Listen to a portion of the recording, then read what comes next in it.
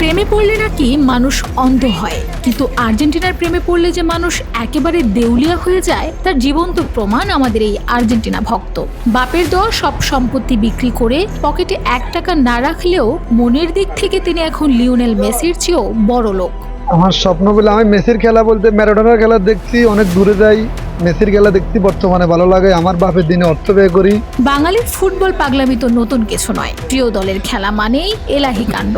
নিজের পকেটের টাকা ঢেলে পুরো এলাকার মানুষকে বিরিয়ানি খাওয়ানো থেকে শুরু করে পুরো গ্রামকে আর্জেন্টিনার পতাকা আর ব্যানারে মুড়িয়ে দেওয়া কি করেননি তিনি। আগামী 2026 বিশ্বকাপকে কেন্দ্র করে তিনি তার বাড়ি ও স্থানীয় মার্কেটকে এমনভাবে সাজিয়েছেন যে পুরো এলাকা এখন এক আর্জেন্টিনার নগরীতে পরিণত হয়েছে। এমনকি দলের জয়ে পুরো গ্রামবাসীকে গরু খাওয়ানোর ঘোষণাও দিয়েছেন তিনি। প্রতিটি আর্জেন্টিনার খেলার সময় আমার আর্জেন্টিনার ফ্যান ফলোয়ারের জন্য বিরিয়ানির আয়োজন করি। তার এই অভাবনীয় পাগলামি দেখতে প্রতিদিন দূর দূরান্ত থেকে মানুষ ছুটে আসছে, ছবি তুলছে আর ভিডিও করে সোশ্যাল মিডিয়ায় ভাইরাল করছে। ফুটবলের এই তুমুল নেশায় সব সম্পত্তি শেষ করে আজ তিনি অনেকটাই নিঃস্ব, কিন্তু মুখে তার এক চিলতে আফসোসও নেই। স্বপ্ন আমেরিকার গ্যালারিতে বসে সরাসরি জাদুকর মেসির খেলা দেখা এবং প্রিয় তারকাকে একবার বুকে জড়িয়ে ধরা।